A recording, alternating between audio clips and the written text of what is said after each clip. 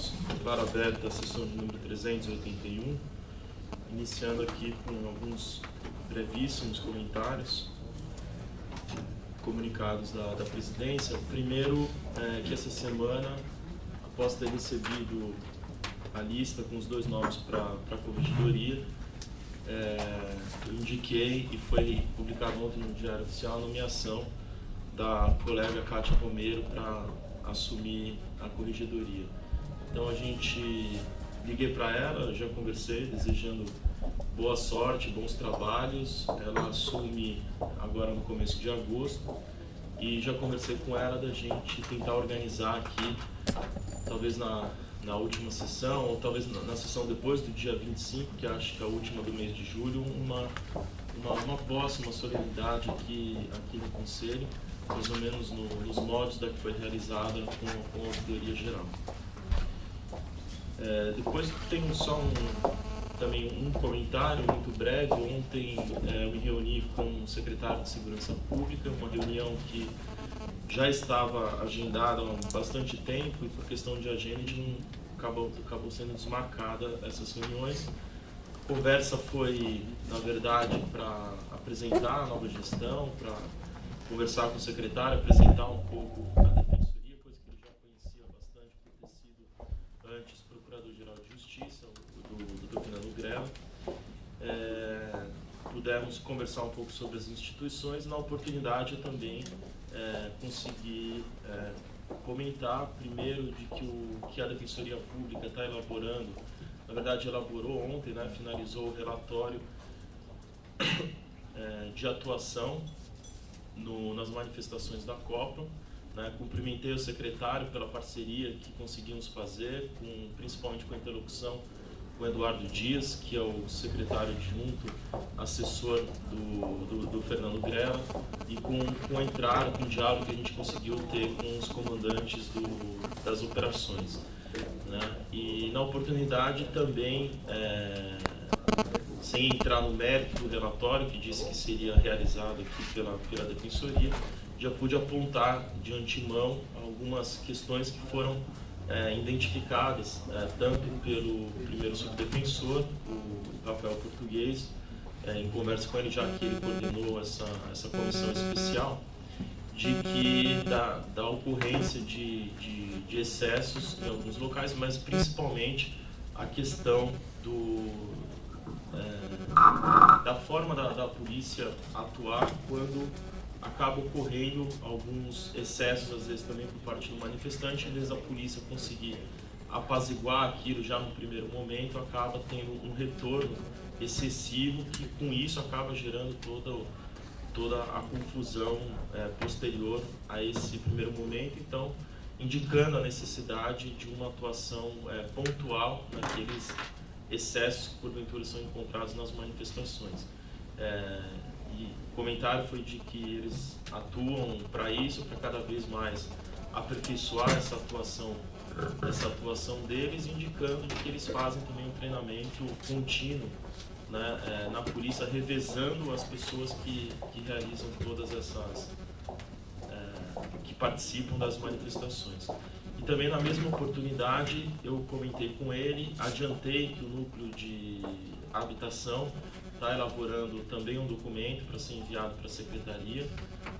Também me coloquei à disposição para uma eventual interlocução, para que a gente consiga sistematizar e cada vez mais implementar uma garantia mesmo, efetiva mesmo, de realização da forma institucionalizada que existe na realização das reintegrações de posse, principalmente por conta de algumas reintegrações de posse que são realizadas sem aquelas previsões que já são elencadas pela Secretaria de Segurança Pública, como, por exemplo, o contato prévio com a comunidade, o diálogo com a comunidade, a informação prévia do dia que vai ocorrer a reintegração de posse, principalmente pelas notícias que a gente tem de recentes reintegrações que foram realizadas sem esse procedimento, que acabou gerando confusões e excessos mesmo por parte da polícia que acompanha os oficiais de justiça. Então ele também se colocou à inteira disposição e já adiantando então que o núcleo apresentaria esse documento. Acho que de comunicação, mais eu tinha isso para colocar. Hoje, até só para informar o andamento aqui dos trabalhos, a gente tem hoje na pauta o processo do orçamento, que a gente precisa, conforme a gente conversou anteriormente, a gente precisa aprovar esse processo hoje, para que até o dia 23, que é o prazo limite da Defensoria Pública, inserir todos esses dados no cadastro, no sistema da Secretaria de Planejamento da Fazenda. Então a gente precisa realmente finalizar e aprovar esse projeto hoje. Por isso a Meire está aqui presente, o Português, que coordena o GPS, o Grupo de Planejamento Setorial, também estará aqui para tirar eventuais dúvidas e a gente acrescentar algumas emendas, se é assim que é possível dizer, que foram realizadas por conta de alguns pedidos que chegaram. Na verdade não chegaram muito pedidos concretos mesmo, só chegou da ouvidoria. A gente teve a oportunidade de conversar com o Alderon e a gente vai explicar aqui quais foram as posições tomadas em relação a isso. Depois tem outros aqui, mas quando a gente entrar na pauta, eu coloco alguns pedidos até de conselheiros que já solicitaram aqui algumas inversões. Em sessões ao pautas parece não ter nenhuma, mas aí no momento que a gente entrar na ordem do dia, a gente pode perguntar novamente sobre eventuais exceções e inversões. Então, encerrado a comunicação à presidência, eu inicio o momento aberto. A gente só tem uma pessoa inscrita, é o senhor Nelson da Cruz Souza, representante do Movimento de Moradia da região do Centro.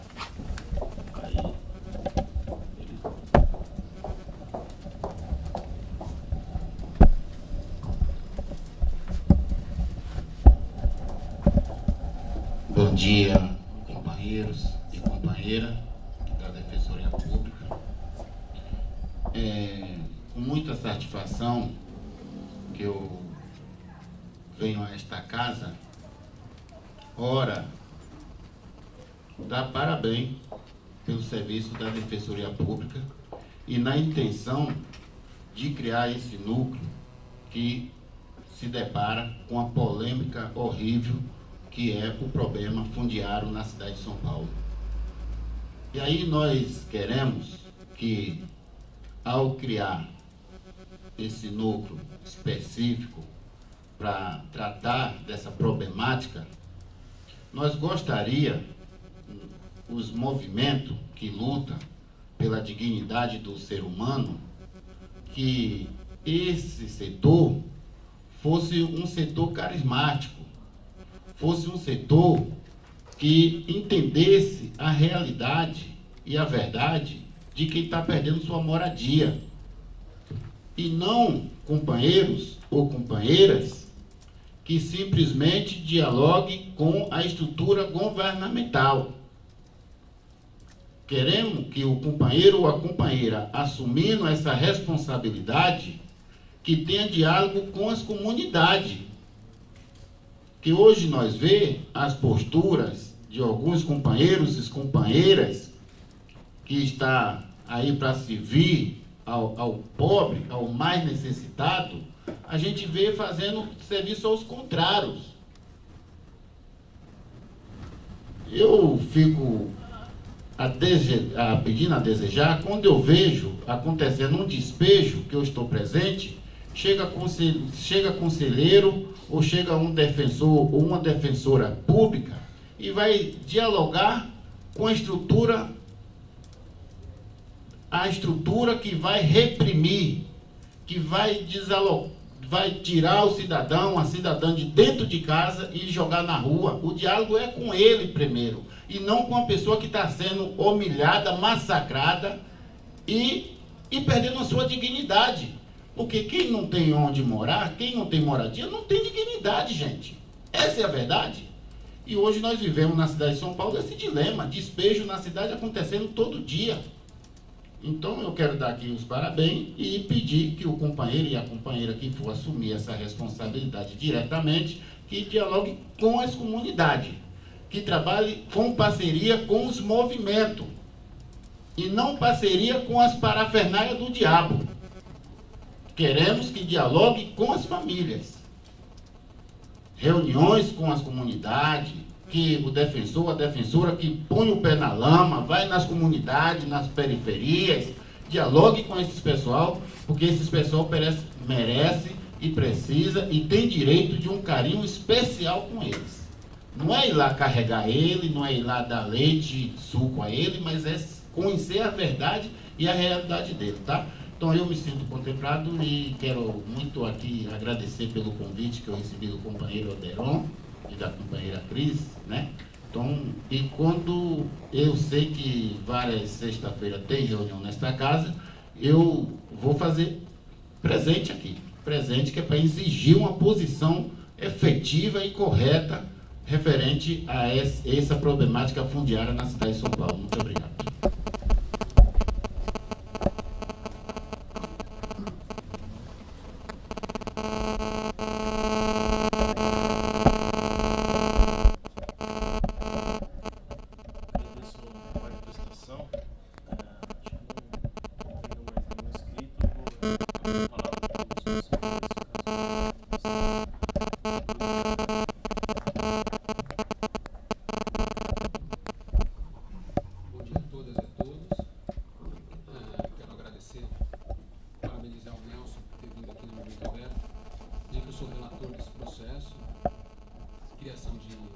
Coordenadorias regionais para tutela de habitação e urbanismo e aproveitar para dizer, inclusive para o Oderon, que nós estamos com prazo aberto de consulta pública, que esse relator aguarda as manifestações da sociedade civil para que a gente possa, né, redigir uma deliberação que tenha participação popular, né, tenha participação externa, porque é uma deliberação que vai, de fato, beneficiar toda a sociedade. Agora, a minha fala, presidente, é só para, sem querer cercear ou limitar a participação dos conselheiros e presidência, momento aberto. Eu acho que seria mais para a gente tentar ser mais objetivo nas nossas falas. Tenho percebido que todas as sessões a gente tem se estendido muito, né, nos momentos abertos, na fala dos conselheiros, na própria fala da presidência. E a pauta cada vez está ficando maior e vai chegar um momento que vai ficar muito difícil, a gente vai ter que marcar sessões extraordinárias para julgar processos que estão pautados.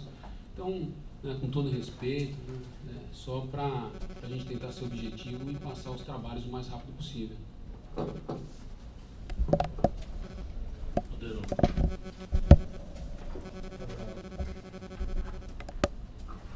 Bom dia a todos, né, que estão aqui. Sendo objetivo, então, bom dia a todos.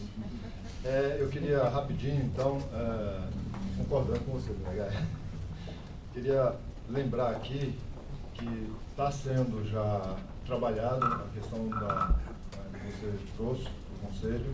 Já tivemos reuniões com a sociedade civil e tem mais algumas ainda agendadas para poder sistematizar, poder entregar para você um trabalho um pouco mais já elaborado, né? Já está sendo pensado isso. As Mães de Maio também nos mandou um convite, pediu para a gente divulgar, eu trago aqui, que eu acho que é importante, tem a ver com a Defensoria, né? Eles estão organizando aí uma audiência pública no dia 26, é um sábado, às 11 horas, lá no Capão Redondo, para discutir o tema da Defensoria, né? O tema que eles estão chamando é Por uma Defensoria com Poder Popular, no Capão Redondo.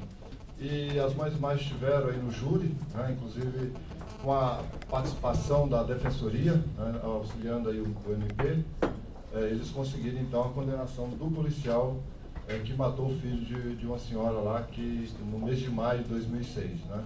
Então foi aí uma vitória da justiça para as mães, né?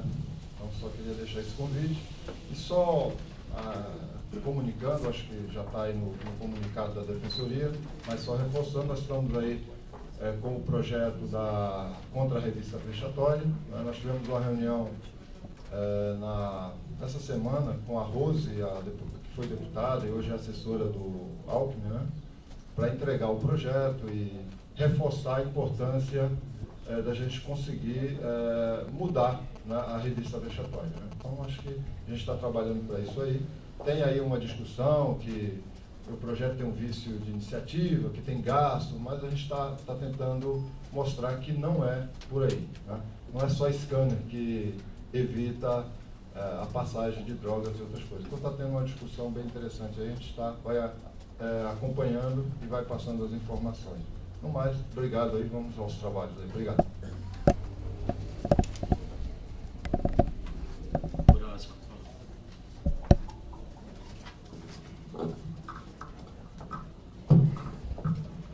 Bom dia a todos. Eu queria até parabenizar aqui o Bruno pela fala dele, sendo breve, mas eu já tinha dito isso também, a questão da preocupação que a gente tem que ter com a questão da pauta, né? A gente tem questões de alta envergadura para ser discutida no Conselho e que faz com que a pauta não ande. Então, assim, hoje a gente tem um orçamento que vai tomar grande tempo do nosso trabalho.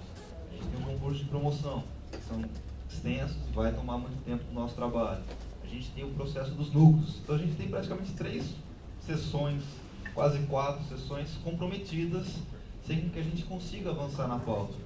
Então, de repente, a gente tentar algum mecanismo aí, de tentar lembrar, por exemplo, no momento aberto, a gente tem a questão do prazo regimental dos 5 minutos, que na sessão anterior foi bem lembrado pelo defensor-geral aí no momento da manifestação. Então, de repente, seria até prudente, porque não é por falta de má vontade ou uma má fé do colega que está falando, mas é um desconhecimento dessa norma regimental. Então, de repente, quando for dada a palavra, já alertar da questão do prazo que a gente tem, sem toler, sem possibilidade de poder prorrogar, mas para a pessoa saber que ela tem que ser um pouco mais sintética nas colocações quando a gente está trabalhando. E os próprios conselheiros também tentar, e aí eu me incluo nisso.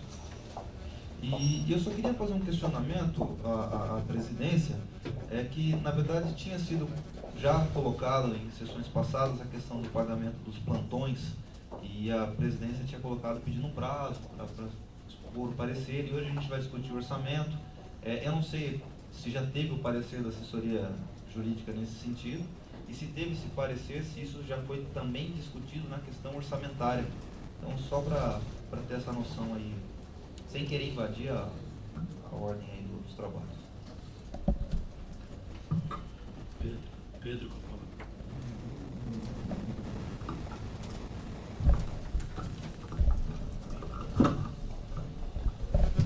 Bom dia. Também bem rapidamente, eu já vinha decidido a falar isso há um certo tempo, mas já até com o conselheiro Bruno antecipando fica mais fácil.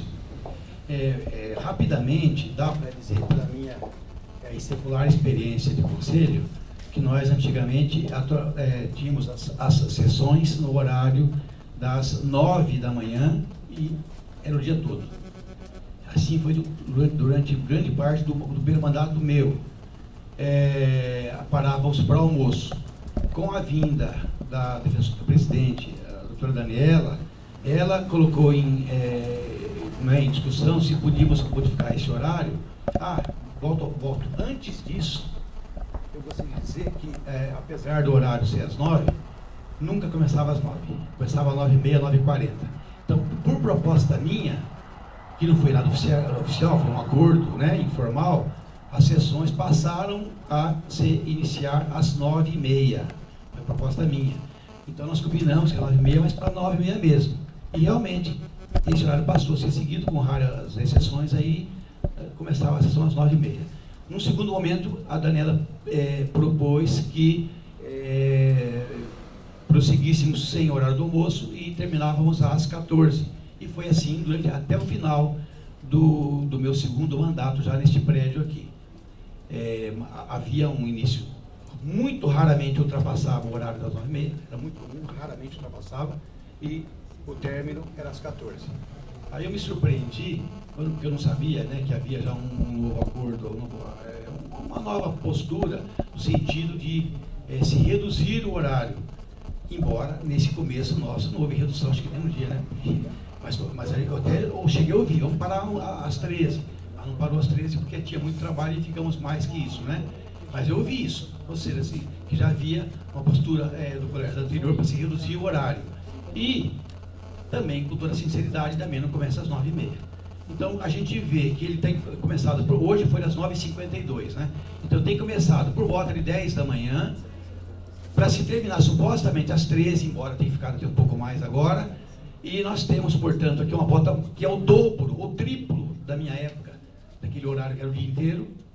Portanto, é lógico que não tem sentido isso. Então, eu acho que nós mesmos temos que nos policiarmos para começarmos a sessão no horário, não é?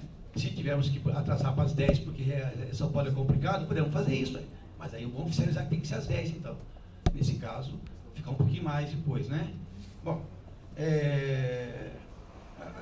superado esse assunto, num segundo momento, rapidinho também, eu já citei isso para o segundo e terceiro sub, eu queria que estudássemos com calma, depois a gente vai ver esse caso, mas eu vou noticiar aqui porque o problema que eu noticio é de uma regional, mas é possível que ocorra em outras também. Eu desconheço, mas é possível. Eu quero me referir à atuação, à atividade dos agentes do CAN, né, do setor multidisciplinar, nos atendimentos. Eu estou falando de uma regional, mas pode ser que aconteça em outras também. A minha queixa é no sentido de que está sendo privilegiado e fartamente privilegiado o acompanhamento, o atendimento desses nossos profissionais, nossos auxiliares, para as questões da área de família, e o defensor praticamente não tem mais feito conciliação alguma. Ela fica a cargo do CAN. É aberto um procedimento, vai lá para frente para fazer ação e a convocação. Então, grande parte do dia, dos agendamentos desses servidores estão voltados a essa situação. Que eu não quero dizer que não é de importância, mas eu quero dizer que consome o tempo todo deles para as questões, às vezes, de discutir meio salário mínimo a mais ou a menos, não é?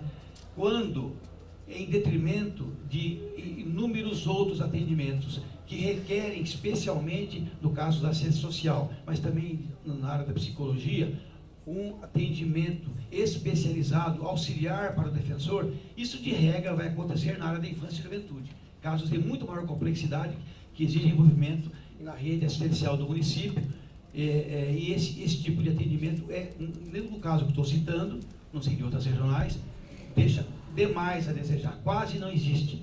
E eu não vou culpar o profissional, porque na hora que ele busca o atendimento dele, ele está ocupado fazendo esses acordos aí de meio salário mínimo, mais ou menos.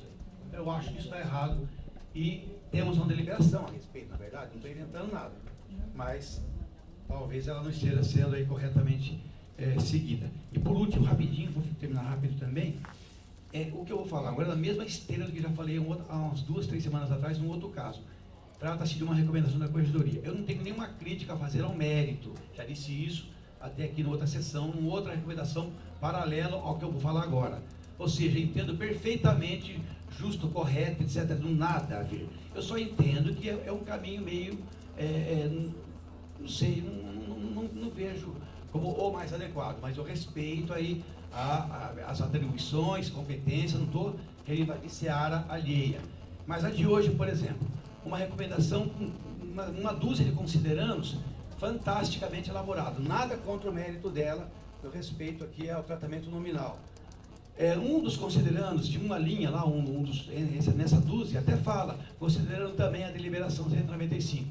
Em outras palavras, o que essa recomendação de hoje preconiza é exatamente aquilo que o Conselho já normatizou alguns anos atrás em uma deliberação.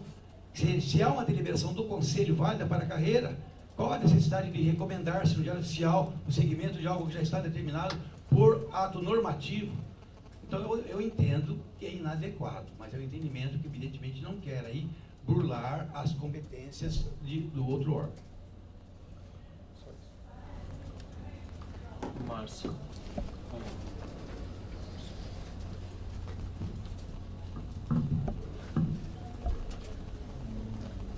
Bom dia a todos.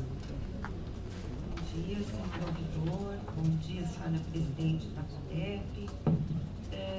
Minha fala é bem rápida, só gostaria de registrar aqui o falecimento do pai da nossa corregedora auxiliar, cujo velório e enterro será feito na cidade de Araçatuba. E cumprimentar, coincidentemente, chegando aqui agora, a nossa futura corregedora geral, parabenizando-a pela nomeação e desejando que faça uma gestão bastante profícua e tenho certeza que o fará. E era só isso também. Franciane.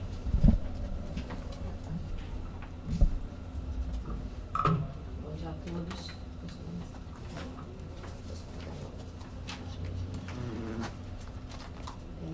Inicialmente eu queria fazer por a fala do Bruno Miragaia. Eu acho que, enfim, não é novidade, o defensor público geral sabe disso e tem, desde a sua gestão aqui nesse conselho, tem lutado bravamente para respeito ao regimento e aos horários. Então, reiterar, eu acho que é importante mesmo a gente continuar. Tenho apreciado muito a condução dos trabalhos, com a fala por último, acho que isso agilizou muito os debates aqui no Conselho. Eu sei, imagino que deva ser muito difícil, né, Rafael? Mas acho que vocês têm se portado nesse ponto um debate muito profícuo. E aí também me juntar ao Pedro e pedir para que nós então tentemos começar a nossa reunião no horário. Acho que a gente já vinha discutindo isso já nas outras gestões. Eu tenho percebido 2 sessões ou 3 que eu estou aqui. A gente tem começado aí por volta, sempre depois das 9h30. Então vamos retomar isso, acho que é bastante importante. Quanto à questão do dia inteiro, Pedro, a gente tinha discutido isso algumas vezes aqui. Pode ser, deve ser renovada essa discussão. Eu lembro que nós chegamos à conclusão que sair para almoçar e depois voltavam todos muito cansados, então nós chegamos a discutir se não era o caso a gente voltar ao formato anterior, de fazer um lanche rápido aqui e prosseguir. Então fica aí essa reflexão, acho que realmente com esse tamanho de pauta, talvez a gente tenha que retomar o formato anterior, mas parar para almoçar eu tenho muita dúvida, acaba sendo, porque o retorno é muito complicado mesmo, tá? Eu queria apelar à associação, que essa semana nós tivemos uma reunião com a RH para discussão da Previdência. Foi uma reunião muito boa, os colegas têm ajudado bastante nessa discussão. O Ricardo trouxe algumas questões. Em breve nós devemos também, pela associação, nos reunir com a Previcom. Queria fazer um pedido aí para constar também no nosso relato do Conselho, no oficial. A questão do questionário é muito importante. A associação enviou um questionário para os colegas a respeito dos convênios médicos. Nós precisamos aí dar uma incrementada. O pessoal do interior, da região metropolitana está com uma dificuldade. Então, ver se a gente começa já aproveitando essa consultoria especializada, formando essa nossa carteira para dar uma aprimorada na questão dos convênios médicos. Eu acho que é uma questão bastante importante, bastante sensível para os colegas associados. E queria aproveitar também para cumprimentar a Kátia pela sua escolha, desejando uma excelente gestão, uma gestão de acordo com aquilo que foi apresentado aqui para a gente, uma gestão que vai ter realmente muitos desafios pela frente, a carreira está aumentando cada vez mais e estamos aí, a associação, estamos em parceria aí com a Corregedoria, vamos conversar bastante, tenho certeza que essa interlocução vai ser feita não só na questão das correções, na questão preventiva, mas também na questão das recomendações em que em breve queremos discutir aí com a Corregedoria. Muito obrigada. Wagner. Bom dia a todos os presentes. Também gostaria de fazer coro à fala do Miragaia, que sejamos objetivos para dar andamento aos trabalhos. Parabenizar a doutora Kátia pela escolha para a Corregedoria Geral e fazer uma única solicitação para o presidente do Conselho para fazer uma verificação da possibilidade da Secretaria dos processos de promoção, para fim de agilizar os processos, como foram pedidos várias vezes, realmente é uma necessidade, para agilizar o relatório pelo relator, né? A Secretaria fazer um preenchimento do formulário dos pontos apresentados pelos grupos, de acordo com o que está na deliberação, antes de encaminhar o processo para o relator. Por quê? Porque o relator vai simplesmente fazer a conferência daquilo lá e não vai precisar fazer o preenchimento manual. Isso aí eu acho que vai agilizar muito o relatório dos votos, porque a gente sabe que, principalmente do 1 para o 2, 2 para 3, o número de processos é muito grande. E esse trabalho sendo feito só pelo relator acaba tomando muito tempo e acaba postergando demais a apresentação do relatório. Então, se a Secretaria puder preencher esse formulário e quando for para o relator já tiver a descrição dos pontos do que foi apresentado e o relator só faz a conferência, eu acho que isso aí vai agilizar bem o formulário dos pontos que foram apresentados de acordo com com os grupos que constam na deliberação. Só isso, obrigado.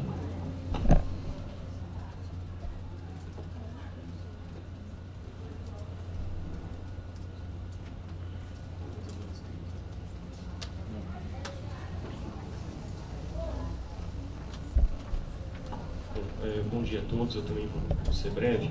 Primeiro, dar os parabéns à doutora Kátia pela nomeação, futura corregedora geral.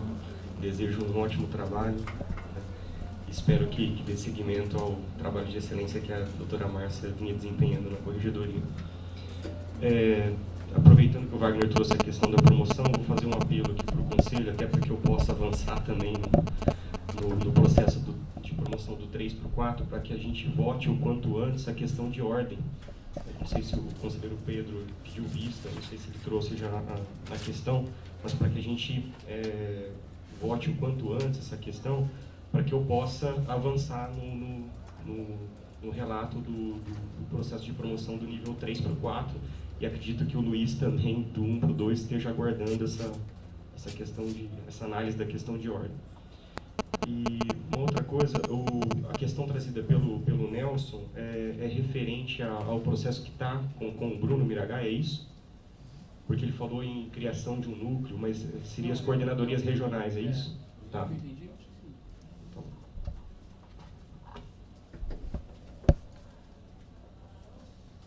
Um inscrito mais?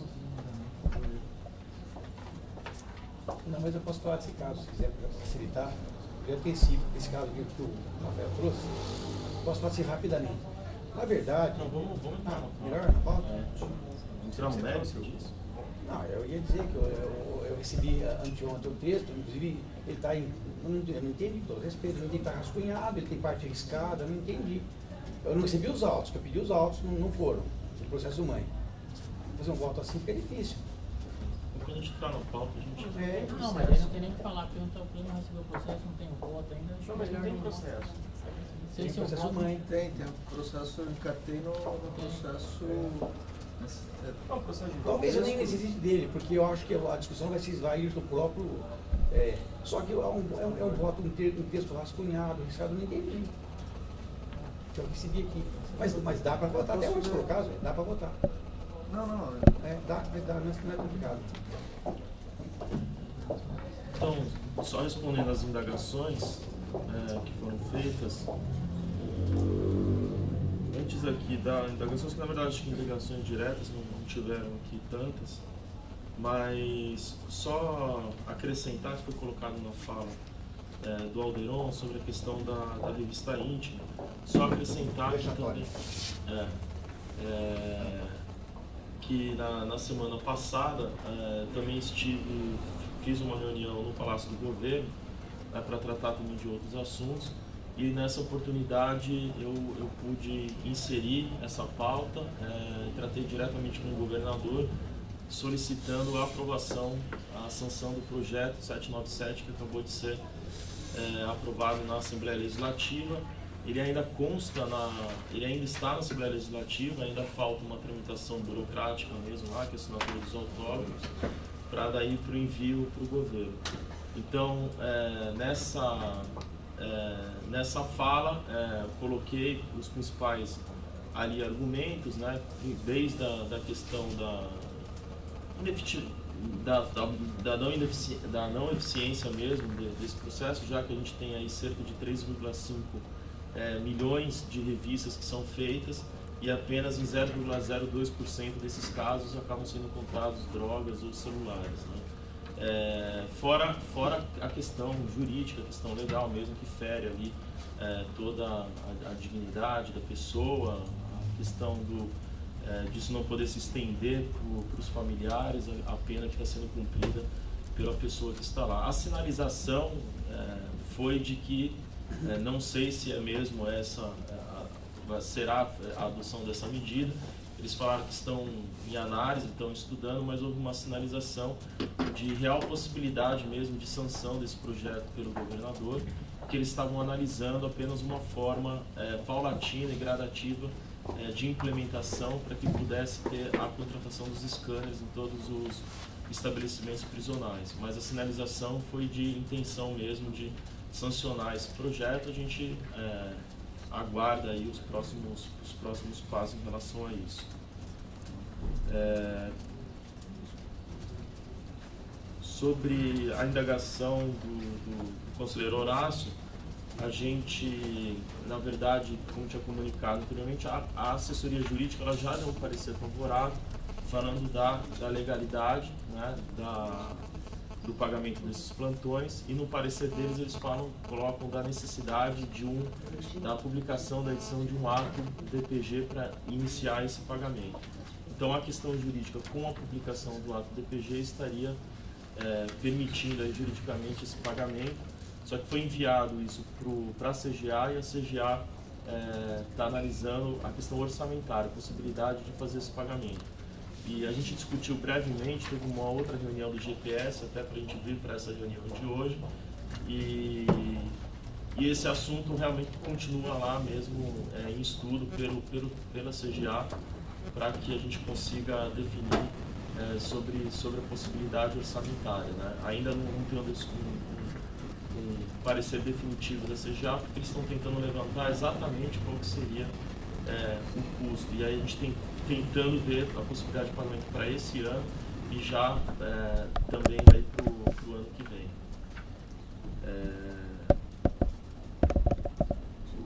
E só o que foi colocado pelo Wagner, acho que é uma ideia interessante, né? Até para que a gente consiga avançar, mas a gente vai precisar mesmo de uma maior estruturação da secretaria. Para terça-feira agora, a gente já agendou uma reunião onde os subs aqui vão participar, a chefia de gabinete e a secretaria do conselho, para que a gente consiga avançar e estruturar melhor a nossa secretaria para dar um suporte maior para todos os conselheiros. Então, a gente tem 2 cargos, já foi levantado lá a possibilidade de 2 cargos de agentes, mas a gente está em consulta com o RH para ver a possibilidade de trazer esses agentes, para ver como se teria esses agentes aí disponíveis para trazer para a Secretaria do Conselho e de mais um oficial. Então a ideia é mesmo da gente estruturar e equipar melhor a Secretaria do Conselho para que ela consiga ir além, executando esse tipo de atividade que a gente nunca teve mesmo aqui no Conselho, de assessorar diretamente nos votos, como em questões como essa mesmo, de facilitar o próprio preenchimento desses formulários para chegar para o Conselho. E acho que tem algumas outras, a própria digitalização, né, para que a gente avance na digitalização de todos os processos aqui do Conselho, e certamente a gente só vai conseguir isso com uma maior estrutura da Secretaria do Conselho. Então a ideia é a gente tentar fortalecer mesmo, e nessa reunião de terça-feira a gente vai tentar ver a forma de trazer mais pessoas aqui para a Secretaria. Acho que não eram essas as indagações.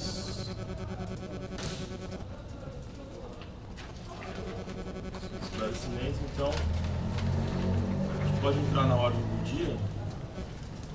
E aí eu vou pedir então a inversão por conta da urgência, justificando aqui a urgência disso, pela necessidade de aprovação hoje da proposta orçamentária.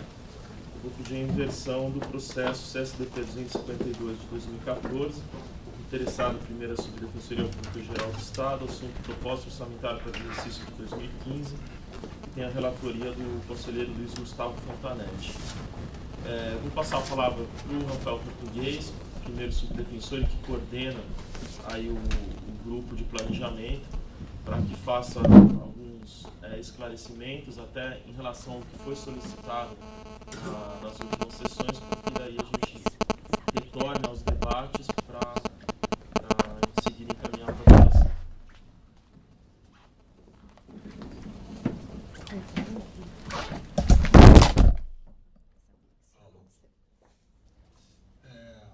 Quando o pessoal liga a projeção, só dizer que, como o Rafael colocou, o professor geral colocou, a gente refez os gráficos na forma como acho que o conselheiro Luiz Eduardo tinha pedido, e, por outro lado, recebemos um pedido de aditamento do orçamento, partiu da ouvidoria, anteontem reunião da GPS, depois de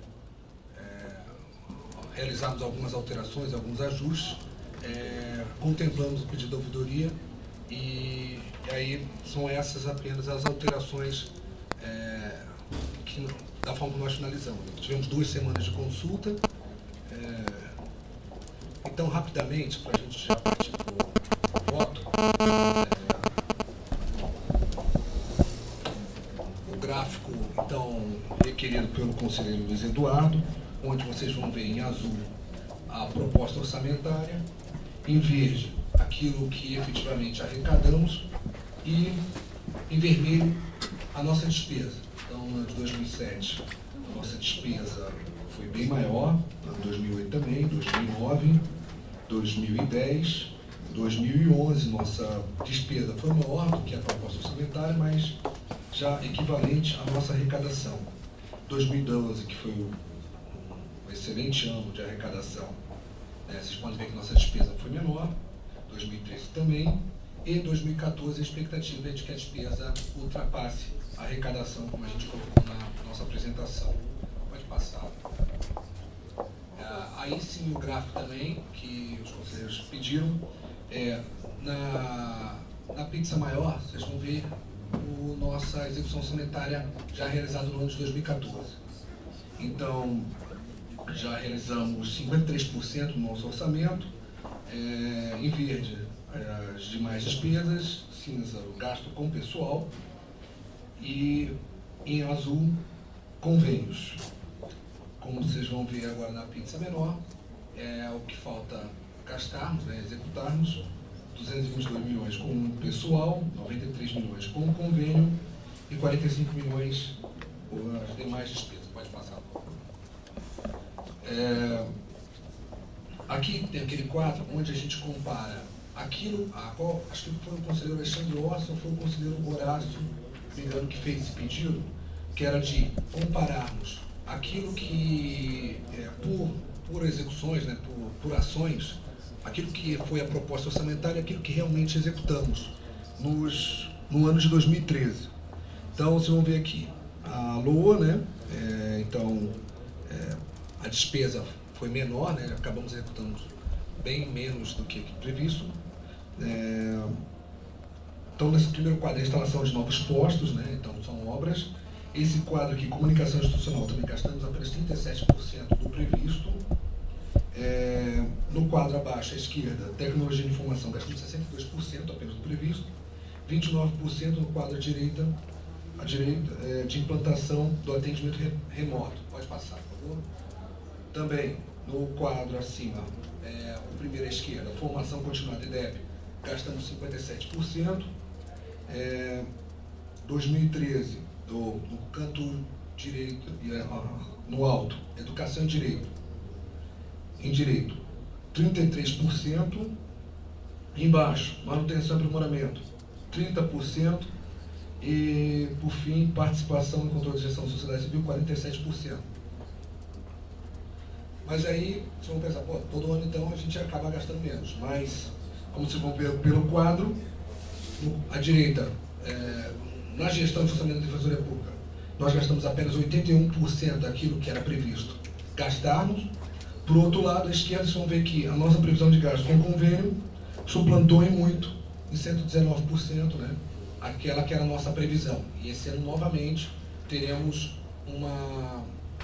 um gasto a mais do que o previsto com o convênio, que leva a todos a considerarmos como fundamental e estratégico, e acho que é algo que teremos que compartilhar junto com o Conselho Superior, o enfrentamento desse gasto de forma inteligente e estratégica. Por fim, acho que não temos no slide, o pedido da ouvidoria era, na verdade, para a realização de uma pesquisa de satisfação dentro da instituição, discutindo, principalmente por conta da intervenção do Defensor Público Geral, da importância dessa pesquisa. A pesquisa pode ser utilizada também para a instituição, acho que autorreflexão, não apenas para a análise da satisfação do usuário, mas sim para evoluirmos. É um gasto considerável, R$400 mil. Fizemos uma realocação de recursos, retirando parte daquilo que tínhamos previsto para a locação de imóveis, que era 6 milhões e 200, reduzimos acho que para 5 milhões e 800 e colocamos esse recurso para a ouvidoria. Por conta da nossa previsão de posse apenas em novembro, dependendo da nossa execução orçamentária, poderemos dar posse um pouco antes, né? Ou quem sabe, o pior cenário, dar posse um pouco depois. Então a gente entendeu que poderíamos readequar e apertar um pouco nesse quadro de novas locações, já que a previsão é que os imóveis locados aconteçam apenas no segundo semestre de 2015, né? Dentro daquela nossa previsão de planejar, de não darmos posse, que discutimos isso com o Conselho, sem termos uma devida estrutura para os defensores. Esses imóveis locados se referem a que unidades? Porque as últimas novas unidades já possuem quase todas, se não todas, né? Só para eu entender que locações se refere. Não, de forma alguma retiraríamos de... Não, sim, não, mas só para eu entender, porque os imóveis já estão locados com seus contratos. Claro, né? Claro. Não, isso era de uma previsão de novas locações, né? Nós superestimamos um pouco a nossa capacidade de locação e abertura de novas unidades, né? E vamos ter que restringirmos um pouco a possibilidade dessas locações. É claro que também, acho que é um exercício do orçamento também, temos uma previsão de gasto, né? Previmos que vão ter um gasto maior, né? Como vocês viram ali, acabamos sempre tendo um gasto menor, mas tínhamos uma previsão de um gasto um pouco maior, pensando inclusive em número de locações maior do que aquilo que está previsto, planejado de abertura de novas unidades. Foi daí que fizemos esse readequamento, e eu acho que não vai ter nenhum prejuízo. É claro que se no final das contas decidimos abrir 15 unidades, temos também como remanejar esses recursos, né? Claro, mesmo dentro do nosso ajuste financeiro. Do ponto de vista daquilo que tinha planejado, acho que, como falei para vocês, só tivemos uma proposta. A proposta já está aí, acho que é o conselheiro Luiz Gustavo, que é o relator. Temos já a necessidade de votação hoje, né? Tínhamos colocado isso no começo de julho, por conta que o DOF tem que lançar até a terça-feira que vem, para que o orçamento possa ser encaminhado.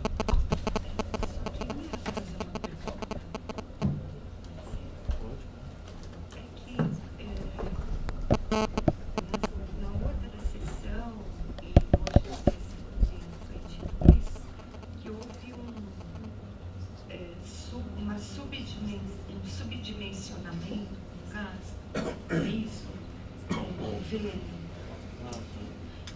E eu queria perguntar para a Bey, que está aqui, se isso acontecia normalmente nos anos, porque eu desconhecia esse problema. Ou, em português, você sabe me dizer isso? Eu posso até esclarecer, eu coloquei isso na primeira sessão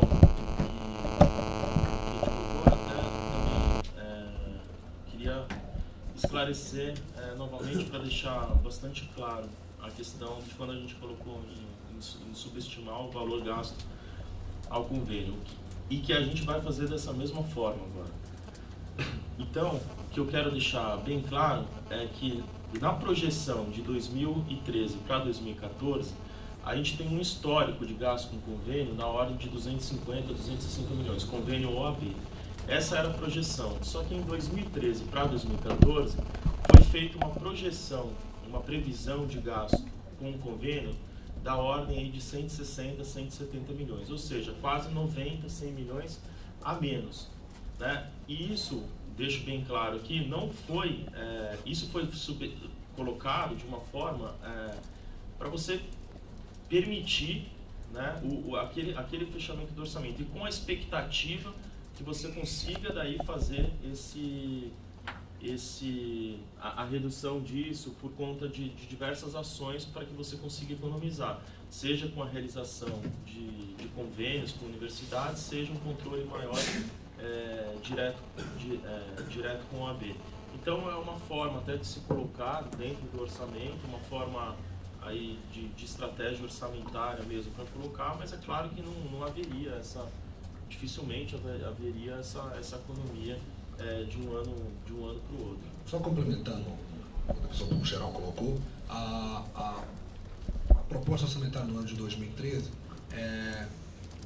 ela superestimou os mecanismos de contenção de gastos com convênio, né, e a nossa capacidade de implementação. Nossa expectativa também esse ano é de que, por conta de todas as estratégias em curso, nós consigamos uma redução expressiva, né, nosso orçamento. Claro, sabemos que é muito difícil mesmo, mas é um esforço que a instituição tem que levar à frente.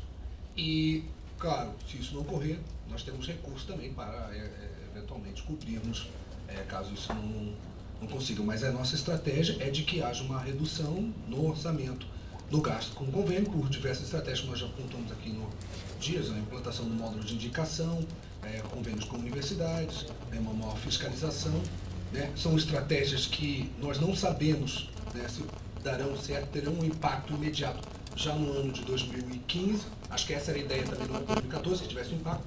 Não teve esse impacto.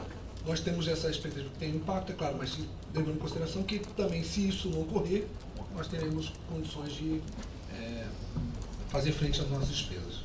Só acrescentando aí também o que o Rafael colocou, isso é possível, foi feito no ano passado, é possível fazer esse ano, porque a gente tem uma verba diferida de 150 milhões. Então, essa verba diferida, você pode utilizar, então, caso não feche o valor o orçamento não feche, você utiliza essa verba diferida. Agora, ela vai ser utilizada esse ano, pela projeção que a gente está fazendo, ela vai ser utilizada o ano que vem. Agora, para os próximos anos, não vai ter essa verba diferida. A gente vai ter que fechar esse ano com 40, 50 milhões, usar dessa verba diferida. Para o ano que vem vai ter que ser utilizado um valor próximo ou um pouco maior a esse. Então, considerando aí os 150 milhões, a gente não vai conseguir continuar projetando dessa forma. Daí o que a gente fala da necessidade de potencializar todos os mecanismos de economia desses recursos e o início de uma articulação com o governo para que a gente consiga aporte direto do Tesouro, para que a gente possa dar continuidade no crescimento institucional da Defensoria. Posso fazer uma observação na fala, só para vocês entenderem. Como o doutor Rafael falou, nós entramos em 2014 com quase 97 milhões negativos. Pela análise, olha, por esse gráfico dos 97, pela economia, pelo histórico do primeiro semestre, possivelmente a gente só vai usar 53 milhões, você viu que já baixou o negativo. Isso hoje pode ser que no segundo semestre a receita realmente melhore e também as despesas nossas não se concretizem até o final do ano. Então, esse negativo pode diminuir mais ainda, tá? Então, só para entender o critério. Você viu que no início a gente entrou, mas já estava 53. Pode ser que até 31 do 12 a gente esteja bem menor ainda, tá? E a expectativa da economia crescer aí para conseguir, porque a gente está tendo mensalmente aí uma média de 46, 51 está na faixa de 48 milhões. Ele não está nem... E a gente acabou tendo, nesse mês que acabou de fechar, 43, ou seja, teve uma arrecadação bem menor. Foi menor que no ano de 2012, que no mês de junho de 2012. Todas as parciais desse ano do FAGE, acho que só teve uma parcial que nós tivemos um aumento no FAGE. E normalmente, em todas as parciais passadas, né, normalmente o FAGE tem um ciclo de crescimento, normalmente em torno de 9%. Nós tivemos no ano de 2012 um crescimento de 14%. E esse ano, seguindo essa projeção, nós teremos uma redução na arrecadação do Fundo de Assistência Judiciária. Lembrando, dois aspectos que a gente já tinha levantado, que impactaram logo após a proposta